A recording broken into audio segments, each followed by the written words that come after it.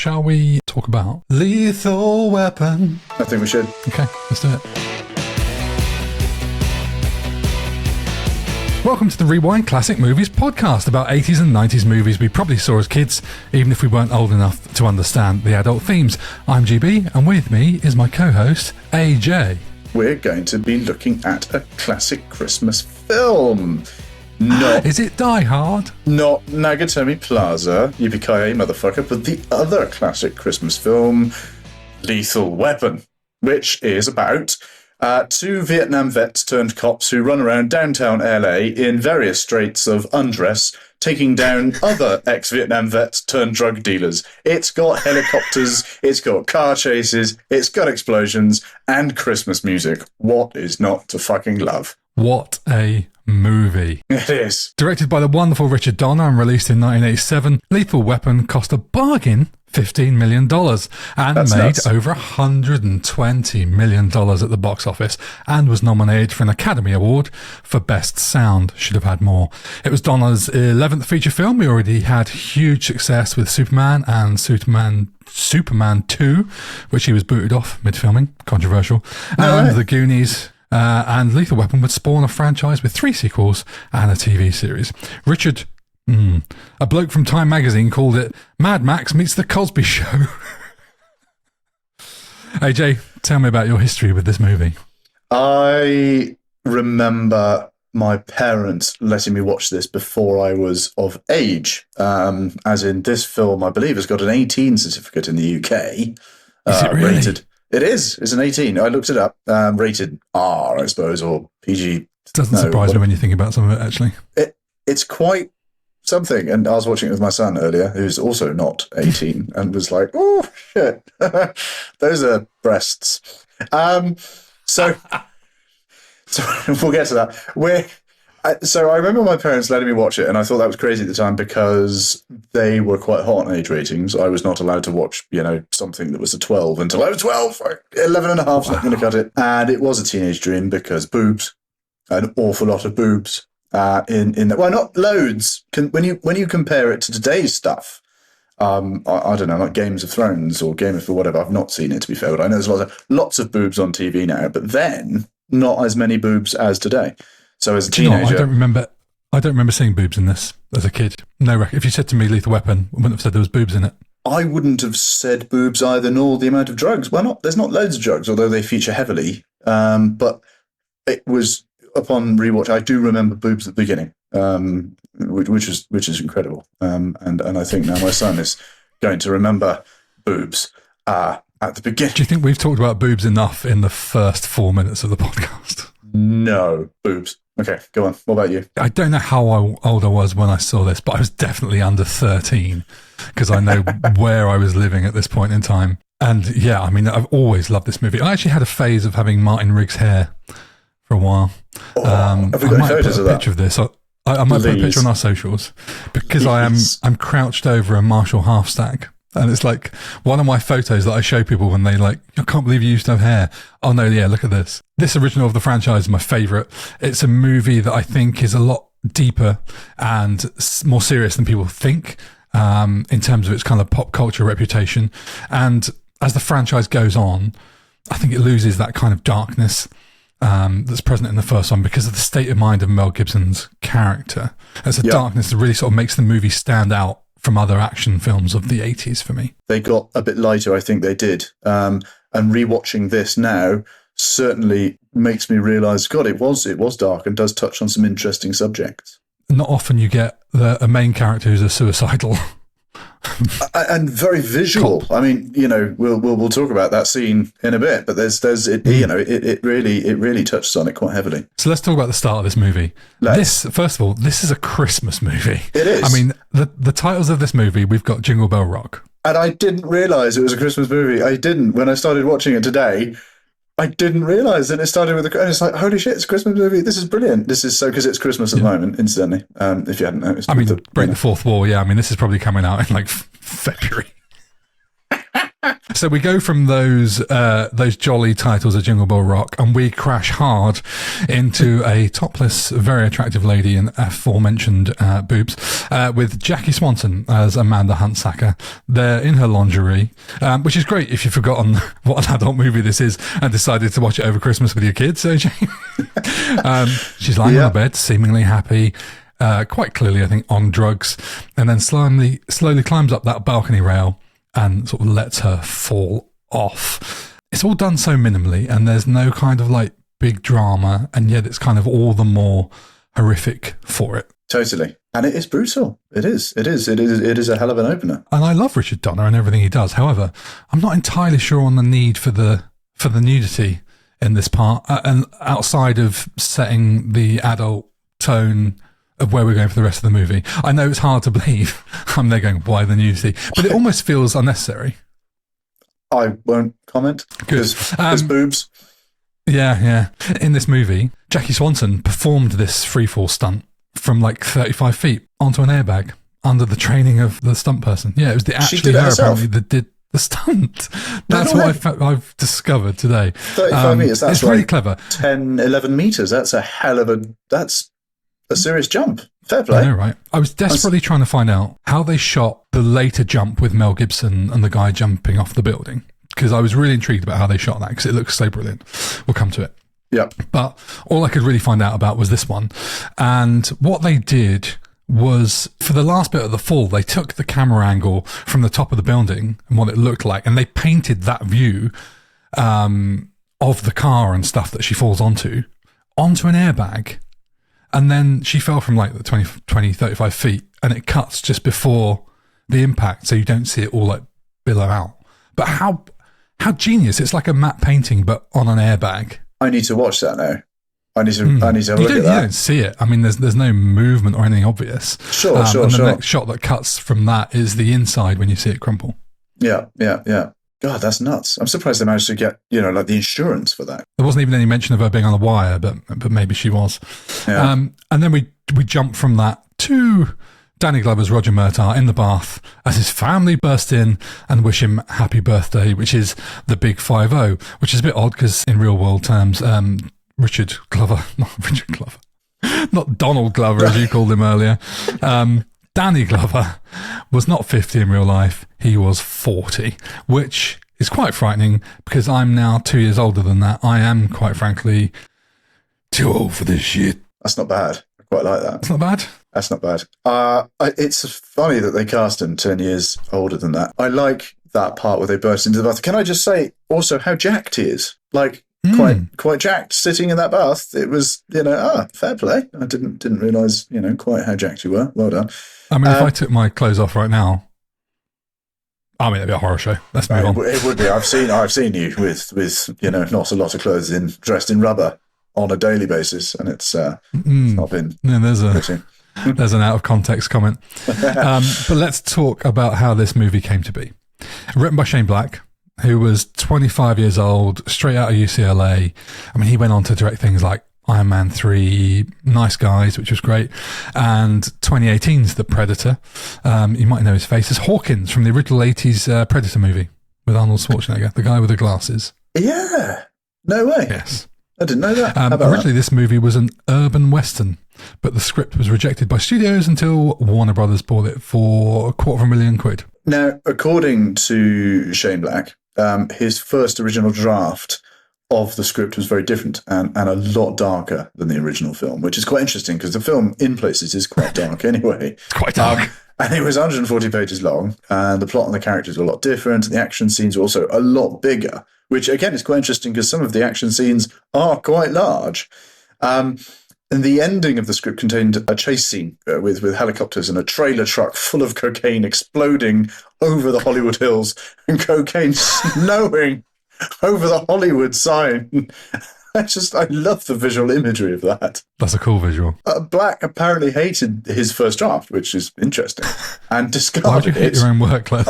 I know, he discarded it, but later picked it up again and rewrote it into new drafts that were eventually used for filming. The cast of this movie then, I mean, we can't start anywhere else other than Mel Gibson as Martin Riggs. This should win him an Oscar. I mean, this, for me, is one of the greatest performances ever on film. I'll go with that. I will absolutely back you on that. I don't think he was even nominated. Problem with Lethal Weapon in a way is it's so easily discarded as just another 80s action movie. A cop buddy thing, Yeah. But his performance is so layered and so deep, and he's so just nailing that character, that troubled character. Yeah. But could you, AJ, I'll ask you this, could you imagine that character played by Bruce Willis? Do you know, I could, though.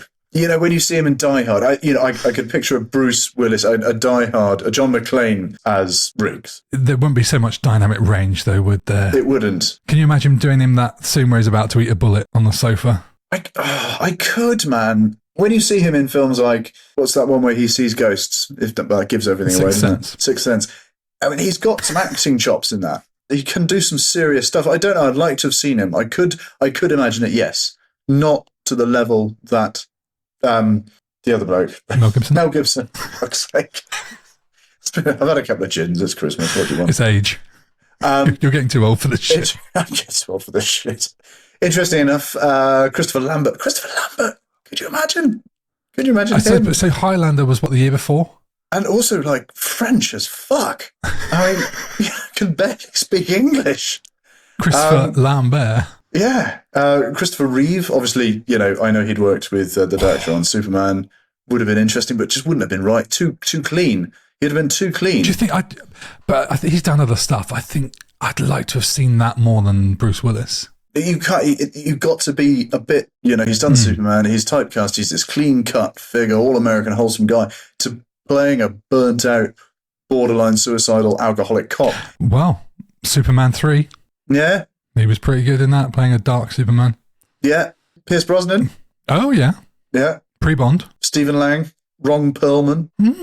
Sylvester Stallone. Oh no, we're back on the classic 80s list here. Patrick Arnold Swayze, Schwarzenegger Michael in there Douglas, as well. Jeff Goldblum. I'd pay you to watch that. And also Kurt Russell. Kurt Russell, the star of last week's movie. I could see Kurt Russell doing it every day of the week. Yeah. Absolutely. Yeah. Probably still doing his John Wayne impression. Yes. Oh, what do you want from me? It's all on the reflexes. Jeff Goldblum. Don't know how he'd do that. I don't know. You wanted him down, so he's down. And I did hear Michael Biehn, the guy from Terminator. Apparently they saw him in Terminator and liked him, but he was contracted to Aliens. I read that and I didn't know how to pronounce his surname, so I left it. Yeah. So I'm glad you took it on. Well done. But Richard Donner wanted Mel Gibson, so all is well in the world. And I find it interesting that Riggs' first appearance in this movie is just naked. It's just his ass in his trailer. That's just great. He wakes up with, I don't know, presumably a hangover, gets out of bed, parks up wherever he's parked up in his trailer, strolls to the fridge, lights a cigarette, gets out a beer, bollock naked. It's fantastic. And I think he's having a wee while drinking the beer. It's such a great introduction to a character. What's really clever is the contrast of those characters. So we have Riggs, who is that kind of almost, it seems like a pathetic alcoholic type. We don't even know he's a cop at this point. And then Murtaugh, who's family man, chilled out, got everything going for him. Yeah, that's a good point. You don't know he's a cop at this point. He could be the bad guy, couldn't he, actually? And Danny Glover, I mean, he's such a great character. He's absolutely full of joy. Like, whenever I think about his performance as Murtaugh, even in the dark moments, he's very entertaining. Richard Donner said they never really thought too much about it, and once they initially thought of Glover and Gibson, they kind of like, yeah, these are our guys. Into Mr. Joshua, the sort of the big baddie, Gary Busey. I mean, he says this film revived his career. I didn't realise he had a huge career before this film. I know him from Point Break, obviously brilliant film, which we're going to do at some point. He does a great portrayal as a very hateable villain. You don't like this guy. And I think actually this was his first role where he played a bad guy. Before that, he just played sort of nice, good characters. He came across as that sort of psycho guy when they've got the lighter under his arm and stuff like that. He's tall, he's big, he's got that blonde hair for some bizarre reason. Like in the Bond films, there's a tall blonde-haired guy who's just like evil. This one, tall blonde hair, evil. He said that he liked the script so much that they convinced him to dye his hair. That's how much he liked it. No way. But that lighter scene, I mean, that's the standout scene for me for Gary Busey. It's disgusting, horrific. It sets the tone early doors. It does. Yeah, absolutely. A couple of notable mentions on the casting. Captain Ed Murphy, played by Steve Caan, is the police chief. He's Richard Donner's cousin and was also in Superman. And he was also in Predator 2 with Danny Glover and Gary Busey. I didn't realise that Busey was in Predator 2, or Donald Glover for that. Oh, Donald. Obviously, he wasn't in it. Danny Glover. I didn't realise Danny Glover doing that thing again. Begins with a D, all right? Didn't realise Danny Glover was in Predator 2. I mean, he's the main character. I don't think I've seen Predator 2. I think I've seen Predator. It's brilliant. I've seen Predator. It's a great sequel. Okay, cool. Anyway. Trish Murtaugh, Danny Glover's on-screen wife, played by Darlene Love, who you may know as the singer of one of the songs that was in Home Alone, I'll be home for Christmas. It's iconic. She is ranked among Rolling Stone's 100 greatest singers and was inducted into the Rock and Roll Hall of Fame in 2011. And it's amazing that I didn't know this, nor do I know any of her work, but I must know it. Mate, she's worked with everyone. Sam Cooke, Dionne Warwick, the Beach Boys, Elvis Presley, Tom Jones, Sonny and Cher. It's just ridiculous. She did an album with Phil Spector in the 60s, of which that Christmas song is from. No way. And I thought she wasn't an experienced actress, but I don't know her whole filmography or acting CV, but I know she did a lot of Broadway stuff. And she's been on his on-screen wife for all the films, hasn't she? Yeah, all four. And then Amanda Huntsacker, we've mentioned a little bit, Jackie Swanson. I wasn't expecting to say much about her, and then I looked into her. So this film was 1987. I bet you In did. 1985, she made her professional debut in the Prince video for Raspberry Beret as the girl wearing the raspberry beret. Oh my God. Who hands Prince's guitar at the beginning of the song. Apparently she and Prince were good friends. I bet they were. And he wrote a song. I like Prince, but I don't know his whole catalogue. Palomino Pleasure Ride was written for her. Large. Really? That's what she said. That's not about Prince, I'm sure. R.I.P. Lethal Weapon was her first time working with cinematographer Stephen Goldblatt, who she worked with again later on Charlie Wilson's War. How about that? And then in 89, so 2 years after this, she joined the cast of Cheers in the recurring role of a character who would marry Woody Harrelson's character. And she carried on that until the series ended in 93. How about that? I assumed, this is unfair, I assumed she didn't have a big career. She was just a pretty model. Her main role was just topless prostitute falling off a balcony. She did all right. Rianne Murtaugh's oldest daughter was Tracy Wolfe. It was her first movie. She'd been in The Cosby Show a bit before that. She's done all four Lethal Weapon movies, but nothing else except 2 episodes of TV shows. Is that the eldest daughter? Yeah. The one that fancies Riggs.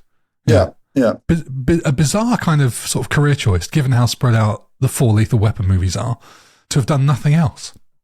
But she is part of the Murtaugh family, and I think those family scenes are really wholesome and sort of really genuine, and apparently a lot of it was unscripted and quite improv. I loved those scenes especially, and I think it's one of my favourite scenes as well, is where he invites him in the first time, and they just sit down, and you've got the 2 kids beatboxing. It's just so lovely. It feels like, you could be at the dinner table with them, or it's like our dinner table. It's just carnage. It's just noise and it's loud. It's fun. It feels real.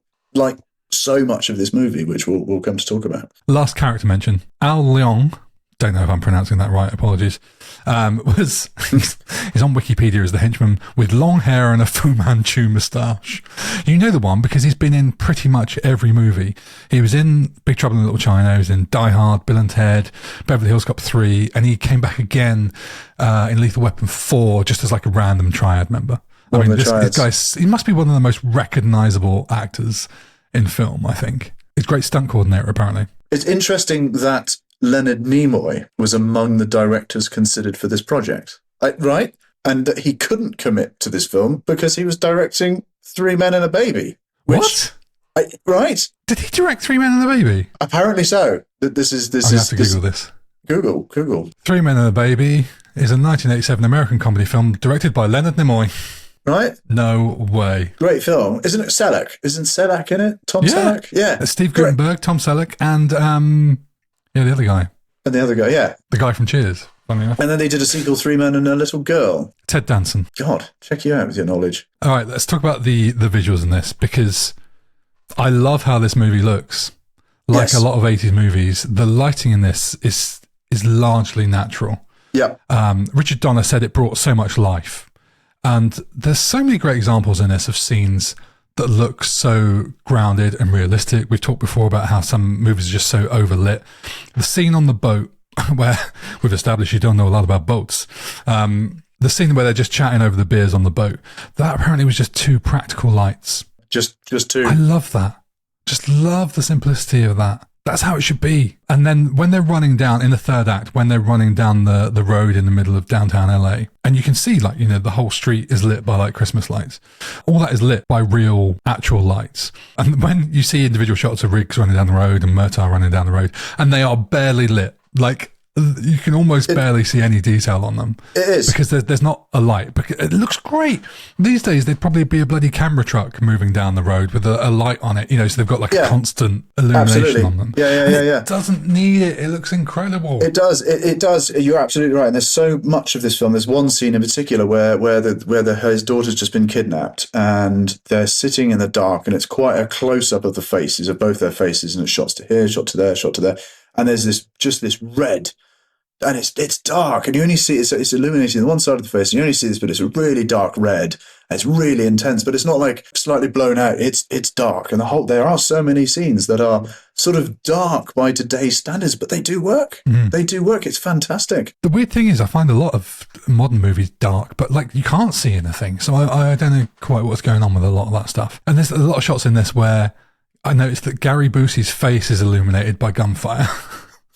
And I don't know whether that's practical on set or whether like we're going to look like idiots because there was loads of CGI of like lighting added on later or something, but it looks great. Yeah. I couldn't really tell you if there was a CGI shot in this movie. I didn't notice anything, and you do notice it in those movies in the 80s. You do notice when there's quite an obvious VFX thing happening. It all looked like real cars. It all looked like real crashes. It all looked like real stuff happening. I didn't notice any fixed in post or something like that.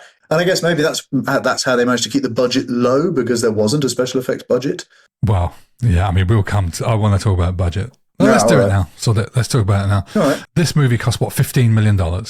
How? Yeah. How did this cost $15 million? I've got some notes here about budget, because this blows my absolute mind. Yeah. In terms of other movies, Blade Runner, Ghostbusters, and Big Trouble in Little China were all like 30-something million dollar movies. Every movie we've talked about so far.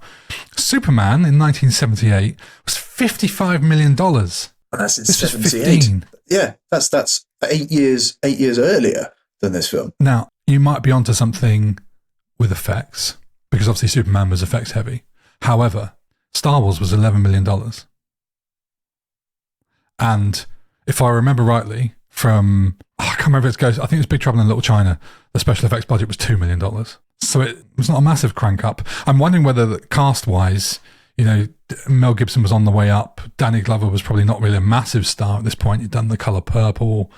There's not really any big cast expense out on location using natural light. The helicopters must have cost, $8 million. yeah, there's a lot of good helicopter work in this. Oh, yeah. Richard Donner said, we'll come on to it later, that he had to cut some corners. We'll come on to it. Music? Normally there can be not a lot to talk about in music, depending on the movie, but this movie for me has a few things. The first one being Eric Clapton. Yeah. We'll come on to it. I'm saying his name, I'm teasing it, because I want to start with Michael Kamen. Okay. Michael Kamen wasn't a big deal at this point. He'd done Highlander the year before, and his next film after Lethal Weapon was Rita Sue and Bob 2 for Channel 4. Which is about as far away from Hollywood as you can get. It's like, is that kind of its Cockney or Northern sort of saucy little movie? But then after this, he went on eventually to do Die Hard, License to Kill, and one of our favourite movies, Robin Hood, Prince of Thieves, which we will do one day. Oh, yes. And he did loads more. He's got a long list, but sadly curtailed by his premature death in 2003. Big loss. Eric Clapton. I love Eric Clapton, and I think his playing is very identifiable on this. And I just love the idea that they chose Eric Clapton to play guitar for Riggs, and they had the sax being there for Murtaugh, and they're kind of like identifiable motifs and themes for each character. It's and so clear. The sax for Murtaugh is just the saddest 3 notes on the planet. I mean, it's almost comedy when I do it. I know. I'm sure that's the same notes. It's so much better than that. But nice try. And the Riggs theme, from Eric Clapton, is also just 3 notes. Bow wow, bow wow, bow wow. That's just it is great. Moving. It is great. I do love the sax. It's very prominent. They use it in just the right places, in between the talking, in between the scenes, in between that. It's just there, but it's not too much. In fact, it's hardly any of it. It's very simple. It's very stripped back. It's very bare. Someone once described it, I heard, as being almost softcore porn-like music, the sax, which I think is unfair. I think that person's watched too much softcore porn. Michael Kamen then mixes the guitar, the sax, with like orchestral stuff, which Richard Donner said was wonderfully old-fashioned and energizing. And I think to tie this together, if you said, you've got to do an action comedy movie that ties in Eric Clapton's guitar, a saxophone, and orchestra, I mean, the hell of a challenge on your hands, I'd say. Oh, yeah, God, absolutely. Absolutely. I didn't know Eric Clapton played in this until I saw the credits at the beginning of the film. And his name came up and I said, Eric Clapton. It's a good soundtrack. It's great. It's vibey, yeah. And also not overly 80s, I would say. I don't know, that sax is pretty... Yeah. I mean, I'd either say softcore porn or the 80s. You're always saying softcore porn. I am. What do you think about the end title song, Lethal Weapon by Honeymoon Suite? I didn't really pay it any heed. Would that be because they didn't get any credit for it in the end titles whatsoever?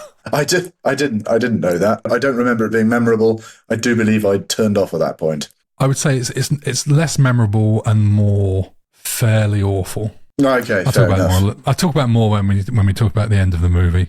Oh, okay. Sad in a way. I don't understand why they didn't get credit for it in the credits. I find that a bit weird. I love how they use music in this to help the edit. The way it helps switch between like really deep, passionate, kind of intimate dialogue and the light-hearted stuff is beautiful. There's a scene after Riggs goes for dinner at the Murtaugh house. And they're coming out, they're having fun banter, and they're talking about Rog not knowing much about boats. And then it switches to Riggs being a top killer. And he does that scene where he's sort of, I nailed a guy in Laos from 1,000 yards. Only 8 or 10 guys could do that shot. Yeah. Which comes back later for when it pays off in the desert. But they sort of switch between that laughter straight to that really deep scene where he's looking him in the eye, telling him, look, I'm a bad guy if I want to be. And then he flips again back to Roger's wife's cooking being bad. And it's like seamless, but the transitions there are perfect, and the music plays such a key part in it's almost like a reverb. It's almost like smoothing over those transitions. It is. It's like music is being dialogue itself, and it's easing you between those transitions, and it's perfect. A few things I want to talk about, and a few things you want to talk about, and we can take turns. That'd be good, wouldn't it? The house, when they go and do the drug bust, and they shoot the guy and he dies in the pool. That is Richard Donner's house. No way. Yeah, his real-life house, apparently. That's how they saved on set, then. Yes. Yeah. How can we save a few quid? Come shoot it at mine. Right, we'll just do it at my gaff, in my swimming pool. It's fine. Tax write-off. No drama. You got a pool, have you, Roger? Yeah, it'll be fine. I'll claim it back claim the cleaning back on tax. Now, look, we are both scuba divers. You're a far more experienced diver than me. However, this scene of the guy flapping around covered in plastic sheeting in the pool seems sketchy AF to me. I mean, unless they had clever camera tricks where he's not actually covered in it, but it looks pretty convincing to me. And I'm sure they had divers by the side and all this kind of stuff, but man, looks good to me. I did think about that scene, and I did watch it twice actually, because I was trying to figure out exactly how they would have shot it as a diver, obviously. And I was thinking, you've got the plastic on the front of his face. If they were filming it in a pool, there's always safety divers standing by, and you'd pass them a regulator and put a regulator in their mouth, kind of thing. With a piece of plastic on your face, you can't really do that. You see that, he's dead. I mean, you really feel that death thing. The only similar one that I can think of is when she dies in Casino Royale at the end. Vesper Lind, she's in Venice, and that same. And it's a very similar thing. All right, he's been shot at this point. I know he's sort of alive when he goes into the pool, so I don't think it's by drowning. I think it's death by bullet. But still. Oh, see, I thought he drowned. I thought it was a horrifying death, and it's quite sort of claustrophobic or whatever that word would be for drowning. It definitely is. It definitely is. How they did it, I don't know, but yeah, definitely nuts. There's all kinds of plastic and things that could go wrong there. So maybe they just sort of winged it and it will be fine, which I think probably happened a lot in movies in the 80s. And I think this is where Riggs saves Murtaugh's life effectively, and he sort of says as much. And I think this is a turning point in the movie where they start to bond and they start to get along, and Murtaugh sees the kind of guy he can be. And I think what's interesting is thematically, as much as Riggs has just saved Murtaugh, I think in a way Murtaugh has saved Riggs, because it starts to give him reason to stay alive effectively, and he sees a different point of view. It's brilliant you mentioned that. I think you're exactly right. Yes. And it brings me on to, I want to talk about this shot in the trailer, or the shot that didn't happen in the trailer, when they're filming in the trailer, and Riggs is in the trailer, and he's playing with the gun and he's about to shoot himself, or he's thinking about it. And it's so in your face. You can't escape it. There's been a lot of suicide scenes in films and bits and pieces, but this, you're really there. You can't escape it. It's such a close-up of his face. It's a really extreme close-up of the gun. You can see every detail in it. You can see the dirt in his nails, his hands. You see they do a close-up of the back of the bullet. You can see the bullet ass. The ass of the bullet, and it goes in, and he loads it. And you hear the crunk close up, and then you see the muzzle, the front bit of the gun and the muzzle. I suppose you see really close up of that as it's about to go in his mouth, and they're taking you through this process, and it lasts for ages. It doesn't stop, and he's crying, and he's to the front of the head, then it's in the mouth. It doesn't go through, and it still stays on him. And then he's talking to his wife, and you see the picture of his wife, at their wedding. And he says this line, "I'll see you later, much later." And I love that, because it gives you so much closure that he's not going to do it. It's such a brutal scene. It really hits home. And I used it as a source of inspiration for a film I had to make, where I had to do a very similar scene in a caravan as well. I know, it's nuts. Rip the scene off. Yeah. It was. I think the director was obviously channeling a lot of this, and I was sat there, and I had a gun, and I had to, and I remember the scene. I sort of watched the scene back in my head before we shot it. Come out good. It came out well. It was put up for some awards. Oh, good. Which is more than could be said for Mel Gibson in this movie, which is absolutely grossly unfair. Yeah. I think there's some clever stuff. This is one of the most powerful scenes, I almost want to say, in any movie I've seen, especially in this genre. It almost gets Tarantino-like, the way they cut and the way they edit the scene, because he's sat there and he's looking at his wedding photos and all that sort of stuff, and Deck the Halls is playing at one point, and then that disappears, and you can hear the Bugs Bunny's playing in the background. There's a cartoon on the TV. Yeah. And it's almost like what Tarantino does with music in dark moments of his films, and he has jolly music playing. That contrast is just unbelievable. It's harrowing. And the way he moves, like you said about the way he moves the gun from the forehead to his mouth.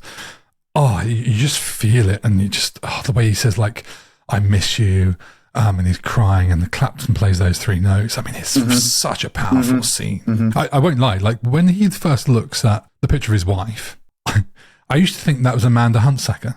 I used to think that was the prostitute that jumped off the building, because they looked very alike. Yeah. And so as this movie starts, I used to think, he's going to kill himself because his wife was on drugs and jumped off a building. But no, they then say she died in a car crash.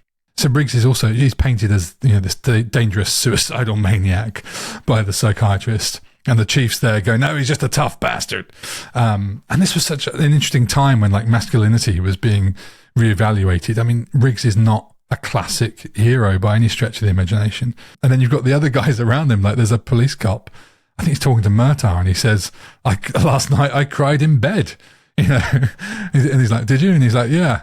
And he says, were you with a woman? And he said, no, why do you think I was crying? I was alone. Which sort of undermines it slightly.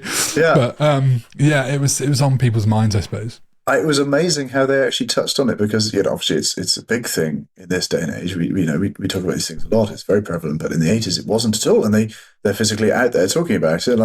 It's the 80s now, the 80s man and stuff. It is a huge thing, and the cop, the lady is trying to say, yeah, he's got psychological problems. You need to listen to me, and he's like, nah, fuck off. If they had the internet back then, people would probably say, this movie's so woke or something.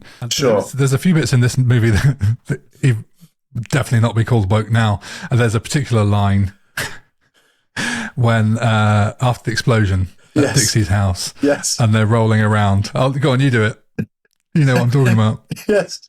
Sorry, it was because I'm not laughing because it's awful. Well, it's not. It's definitely not right. But he's flapping about. We're laughing because it's dated, and he's like, "You're on fire! You're on fire!" And he's trying to put them out, and they're rolling around on the grass. And Riggs turns around and goes, "Get off! What are you, a fag?" It's like, oh, it made me go, ooh. Yeah, ooh, yeah. I've been watching a lot of Only Fools and Horses lately, and there's a few bits in that make you go, ooh. Oh, Things really? that make you go, ooh, yeah. Yeah. And there's another bit unrepeatable in the same scene, actually, where they're interviewing the kids across the road who have just witnessed the explosion. And Murtaugh's there being a dad and like, oh, hey, what's your name? What did you see? And, oh, what? Don't tell him your name, don't tell him your name. Oh, Mum says that cops kill black people.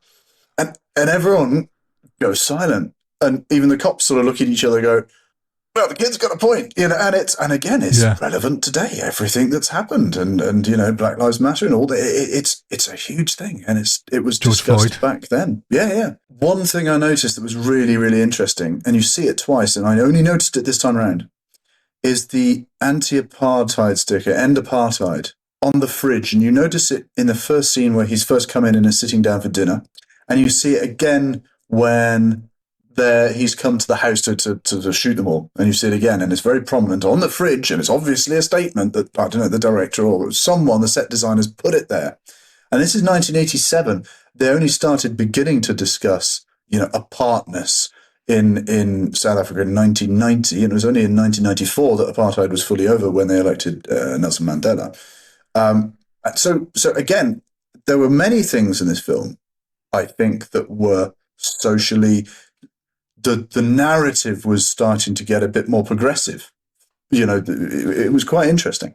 Quite interesting. Woke. Bloody woke. Woke. I say that tongue in cheek. There was a third mention of apartheid.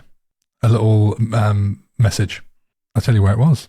Tell me. The kid that they're talking to, saying, oh, what's your name, Alfred? All that sort of stuff. He was wearing an apartheid t-shirt. I didn't notice that. It's very subtle. I know that one of the later films, I'm not sure if it's 2 or 3, there's apartheid in South Africa is a big part of the film.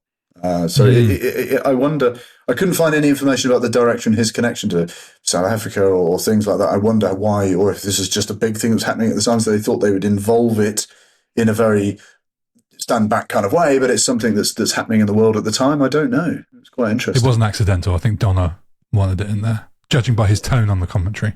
And what you say plays into what I was going to talk about next, which is there's lots of action in this. This is an action movie, but it's not just action for the sake of action. No. And that kind of an action in movies drives me mad, and I find it the most boring thing in the world. There is so much depth and layers to this movie. This is not just an 80s action movie.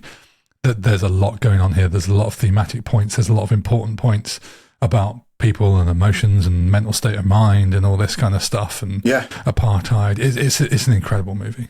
I came to this afternoon expecting an action movie, expecting a comedy, buddy cop action movie. I won't lie. And I came away, and I've seen this film a number of times, but I have not watched it like I've watched it today, going, wow, genuinely, that was not the movie that I thought it was. It is incredible. It has got so many layers, so much depth to it, in so many ways. The character development on this, I think, is insane. I think, it's almost cliche, the fact they don't like each other at the start, and the way he tackles Riggs as he shows up at the police station and he thinks he's like a bad guy. And that's the first time we get the, I'm too old for this, mention. And he won't let Riggs drive because he thinks he's got a death wish. And yet, by the third act, when Mr. Joshua gets away from the chase and they know that they're going back to his house, Murtaugh is like, yeah, you drive, and the trust is there. Yeah. But the way that it progresses, and it just takes one little laugh, and suddenly they're getting along. And by the end of the movie, it's possibly the greatest buddy cop pairing of all time. It is, without doubt. I think the finest. Even more than what's that, Bad Boys. But that was, that's another classic one. Sure. It was so head and shoulders above that. It's just fantastic. It is great. We should do a tier list ranking of buddy cop movies. Ooh, I like that. There's one filming part that I love that I want to talk about, where they're in the desert. It's such a long shot, and you see this mirage. the picture's so distorted from heat haze.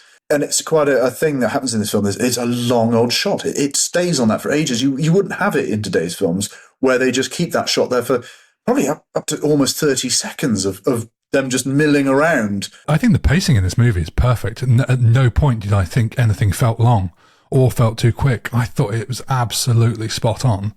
But you talk about this shot. Richard Donner said this shot was inspired by Lawrence of Arabia. There's a similar mirage-y kind of shot in that. And he basically sort of went, yeah, I want to do that. And the other thing about this scene, now you mention it, is Gary Busey steps out of the vehicle and he's wearing what I think Richard Donner described as a country club golf sweater. And like, this is the villain and he's wearing like a beige jumper. But he still looks like he's going to absolutely kill you in horrific ways. You're right. He is wearing something like that. Yeah. Let's talk about the end of this movie. It's a new little bit I want to chuck in because I think it's important that we talk about the ending of the movie, or every movie. General McAllister's death before we get to the very end.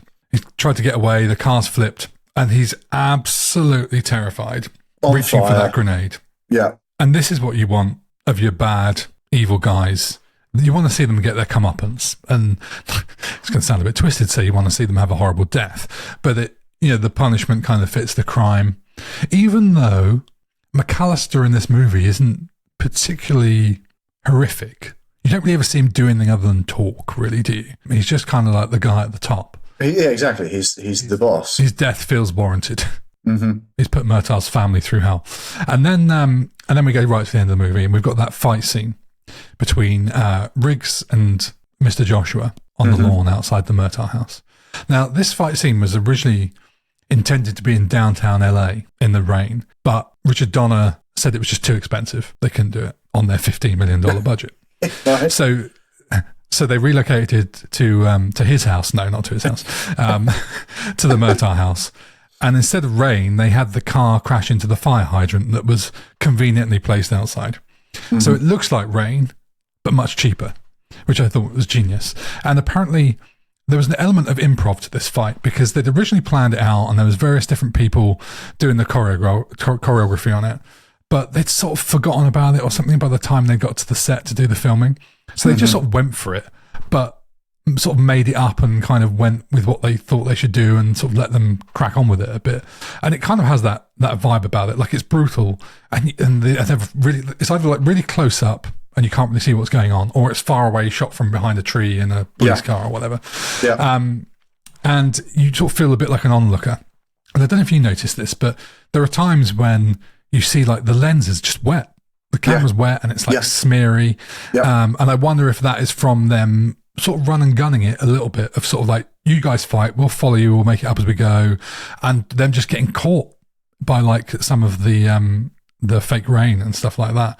It absolutely is. But it's not, it's a very original fight. Like it's not a big heroic overblown finale. Like this is real. It is desperate. There's a lot of wrestling going on. It's almost like they're both exhausted. They're both tired and it's both, it's a really fight to the death now. And they're both fairly level with their skill sets that who's going to win kind of thing. And I think it's only desperation because I'm a good guy. I'm going to have it over you as a bad guy. I mean, you know he's going to win, right? And you know that Gary Busey at this point is resigned to the fact, the police have surrounded them. And Murtaugh saying, like, stand back, it's his case, it's his arrest, stand back, he's just taken out two of our guys, don't take him down. At this point, anyone could just go and arrest him, but like, no, we're going to let the fight play out, we're going to let him go. It's an on-off fight, isn't it? Absolutely. And even Murtaugh says, he's got him in the headlock, he's got him, and he's won at this point, and Murtaugh's like, break his neck. And you expect Riggs to go, crack, because he's that guy. But he's like, and it's that redemption arc. He's come round and gone, it's not worth it, and lets him go, and then they arrest him. It's a beautiful way to end the movie. It's always reminiscent for me of other movie endings. Like I think Die Hard did it like a year later when you think the bad guy is down and finished. Or he's back up with a gun. And then obviously that really iconic shot of both of them right next to each other shooting at him. And then that scene ends and Riggs goes to the cemetery. We see him at the cemetery to visit his wife before going to the Murtaugh household again. And he gives Rianne a bullet and a bow, which signifies that this whole thing has helped heal him and he's no longer wanting to eat a bullet on his sofa. Mm-hmm. I mean, the house is all patched up and it's just full of like covered in plastic and tape, and the front door is like not wood chip, but I mean, it's just like that real cheap kind of wood that they've scrawled on and stuff. Yeah. I really like the line. He goes to walk off, and Murtaugh chases him out, and he said, "If you think I'm going to eat my wife's cooking on my own, you're crazy." and Riggs turns to him and just sort of looks him straight in the eye, like dead serious. He's like, "I'm not crazy." Mm-hmm. I think that's a whole subplot about whether Riggs is crazy or not, and that is literally the bow tied on the bullet, metaphorically speaking. Mm-hmm. And can I bring a friend for dinner? Whistles for the dog, and then the cat's not going to like it, and he's out, and it's almost like an establishing shot in a way, because the camera's way off here, and you can see the whole house, you can see him standing on his porch, and he sighs like he does quite a lot of the film, like, I'm getting too old for this shit. And one of the fairy lights outside the house is off, and he reaches up and just twists it so it's on. Like, it's complete carnage. Half his house is falling down, which seems to be a recurring theme in future films as well. And everything's just falling to pieces. But I'll just adjust that. Well, his wife did the same thing earlier when they're on the boat. Did you notice when she brings the trash out? No. She reaches up, fixes a bulb above the garage. I missed that. Yeah, okay, nice. Interesting. What I think is good about this scene is, I mean, we are one step away. Like you say, it's a wide shot, and I think we might be pulling back. I don't know if I've made that up, but it's one step away from a Looney Tunes style circular, fade in onto the house as we pull away. Yeah. It is a nice Richard Donner-esque warm ending to the movie. It closes it brilliantly. The cats and dogs fighting and things smashing and whatever's going on in the house. Yeah. But then, of course, the worst thing happens, and there's an end of movie title song, which we talked about earlier, which has the lyric, "How love can become a lethal weapon." And it's just, this is not the ending the movie deserved. Bustin' makes you feel good. Yeah, I mean, we talked about this last week, how Big Trouble in Little China had an end song that had the lyrics that included the name of the film. That's just crap. It's not necessary, guys. We don't need to do it. But they do it in James Bond all the time. Yeah, and it works. But then the James Bond films weren't called Big Trouble in Little China. No. But Lethal Weapon, you could imagine that as a Bond. I could see someone doing a good Lethal Weapon. Unfortunately, it was Honeymoon Suite, and that wasn't the one. No. Bless them. There we are. Right, let's move on to favourite scenes and favourite lines. The first thing I'm going to mention early on in the movie is the scene where Riggs goes to buy the cocaine and do the drug bust. From the Christmas tree vendors. I love this. This is Mel Gibson. I mean, he's like, "Yeah, I'll take it all." And they're like, "Yeah, it'll be 100.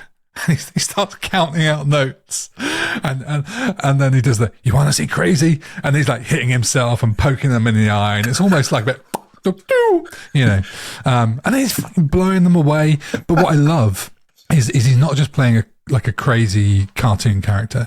If you look at his face, he is scared shitless. Like, the fear is throughout this movie. Like, no one is like a fearless hero. Mm-hmm. He'll say I'm not afraid to die and stuff like that, and he might be borderline crazy and brave, but they're still scared as hell. Mm-hmm. He's doing it when that the one Christmas tree vendor number one, has got the gun. And he's like, "Do it, kill him, go on, pull the trigger, shoot him, shoot me. I think his line was, "Shoot the prick." It's up there with me for Michael Keaton in Batman. "You want to see nuts?" I don't know, what's the line? I've ruined it. Don't know. Do you want to mention a favourite scene of yours? There are so many scenes in this I love. Whether it's the guy drinking the milk and suddenly there's milk coming out the front and I've been shot. Donna said he always wanted to do a scene like that, by the way, the Huntsacker killing. And I couldn't work out whether he meant a guy being shot through a milk box or a helicopter coming at a house from a distance. But Riggs almost killing himself, I think, is the most powerful scene in the movie. That's my favourite scene. And it's very close to being my favourite. But I think my favourite, purely because it's the scene I think of most when I think about this movie, is when the guy's going to threaten to jump off the building. That's and almost Riggs goes up. My favourite one as well. Mate, this is shot so cleverly, because in modern day, this would all be CGI and green screen. Mm-hmm. And they use really clever angles, and probably just out of shot is just a load of safety equipment or whatever. But it's so convincingly done that I can't tell you how they did it. And I spent 5 minutes probably trying to find out how they did it, and I couldn't get anywhere. And I love the line, if we both take our time, that was a terrible, I can't do Mel Gibson, but the line is, if we both take our time, maybe we'll both die of cancer. That's right. I know. Oh, God. And apparently, so they had handcuffs on as they're about to jump, but apparently they were fake handcuffs for the stunt because it would have been too dangerous for them to use real cuffs because they could have had like an arm ripped off or whatever. Yeah. But if you look carefully, when they jump right at the beginning, you see it snap. And the two stunt guys, you see them immediately just go and hold hands. No. And then the rest of the four, they're holding hands. And what's funny though is you're letting a guy who's borderline psychotic go up onto a roof to convince a guy who's trying to commit suicide to come down off the roof. It's like, you've sent the wrong guy. And when he's angry at him, he's like, you want him down? I got him down. I know. Get in here. And then he gets him into the shop and he's just like, yeah. And he's giving him a gun. I love that. And this is very close in terms of how powerful this scene is to the one in the trailer. The back and forth between the close-up of their eyes and stuff. And he's like, don't nibble on it, put it in your mouth. They're both fucking on the edge in that scene. Yeah. Yeah. I mean, there's memorable lines galore. There's just so many of them. A couple of my favourites are, just after they meet and he thinks Riggs is crazy, Murtaugh's like, God hates me, that's what it is. Riggs is like, hate him back, works for me. I mean, the classic, I'm getting too old for this shit. I mean, it's such a huge line now, isn't it? It's the pop culture line by itself. It is. When they're doing, Riggs is sort of rescuing Murtaugh and his daughter from Mr. Joshua and all that kind of stuff. And he just rushes over to save them and says, out of nowhere, what did one shepherd say to the other shepherd? Let's get the flock out of here. Which... I know. I would say it's out of place, but it's not. But he makes it work. And apparently Richard Donner said that was all Mel Gibson. Just brought that in. Brilliant. Should we move on to trivia and deleted scenes? Let's. I'm not going to spend too long here because there's not that much interesting to talk about. So you know the scene where the kid recognises the tattoo on Riggs after the explosion that killed Dixie in her house?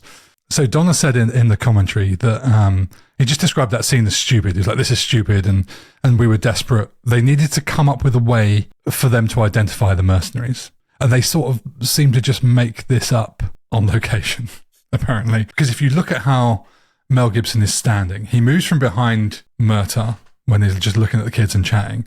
And then suddenly he moves around to be right close to the kid, and his sleeve is like, roll right up, and he's like got it in the kid's face, and he's like, yeah, kid, yeah, oh, this thing.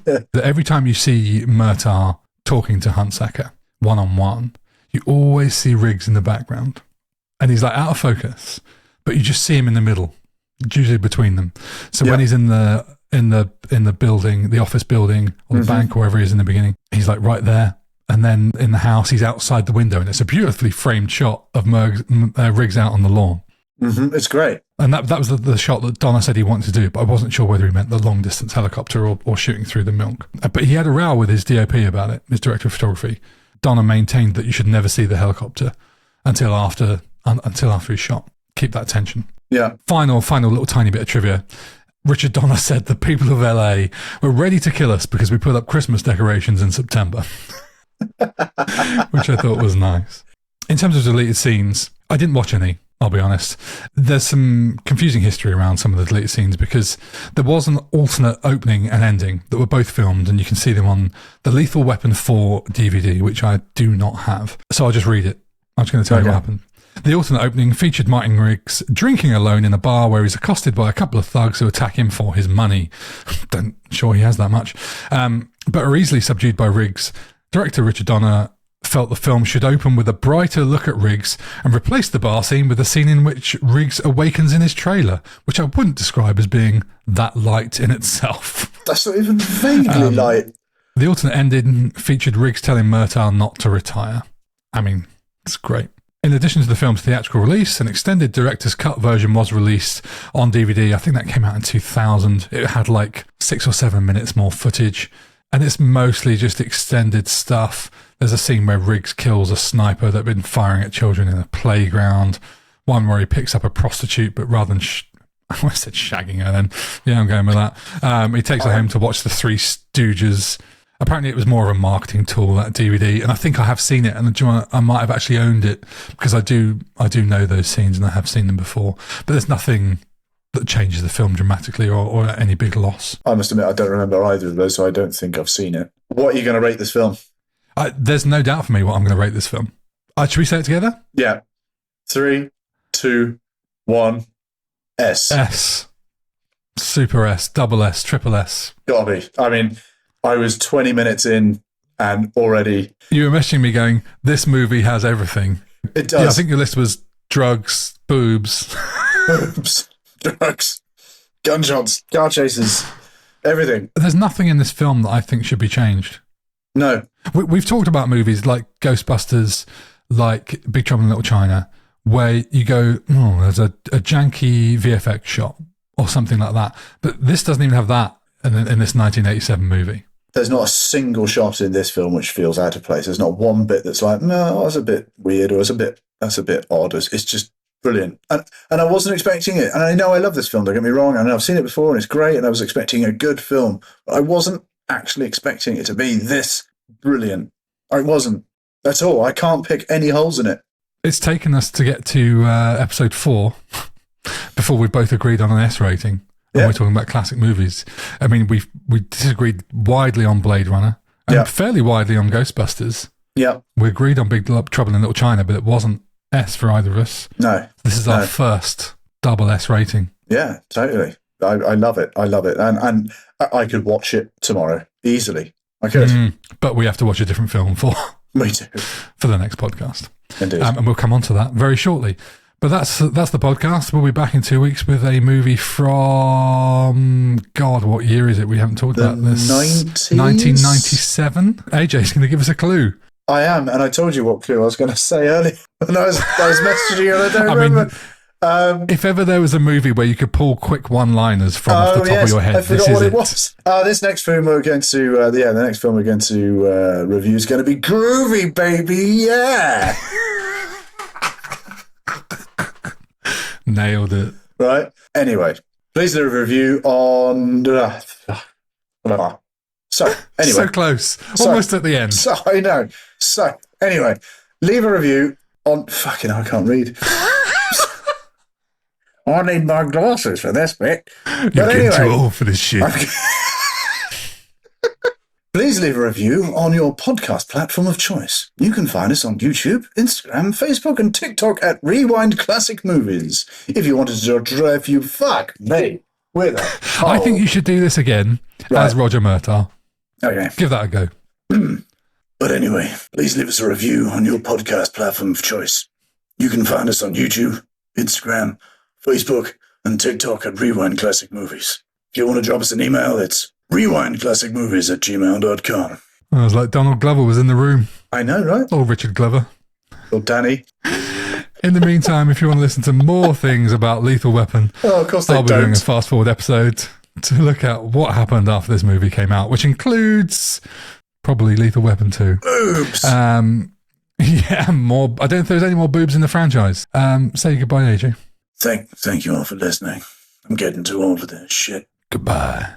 Oh, that was too much. That was a bit too much, wasn't it? Bye. Bye.